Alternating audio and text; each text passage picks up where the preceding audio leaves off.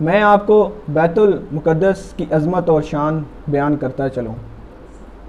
یہ مسلمانوں کا قبلہ اول ہے اور بیت اللہ کے بعد دوسری مسجد ہے اور تیسری عصمت والا حرم پاک ہے، جہاں سے حضور اکرم صلی اللہ علیہ وآلہ وسلم نے معراج کے سفر کا آغاز کیا اور تمام انبیاء کرام کی امامت کروائی، جہاں ایک نماز پڑھنے کا ثواب 500 گنا زیادہ ہے۔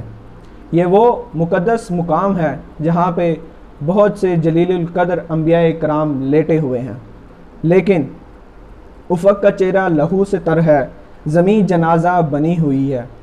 بحیثیت مسلمان ہم اتنے کمزور ہو چکے ہیں کہ ہمارے بیت المقدس کو لہو لہان کیا جا رہا ہے۔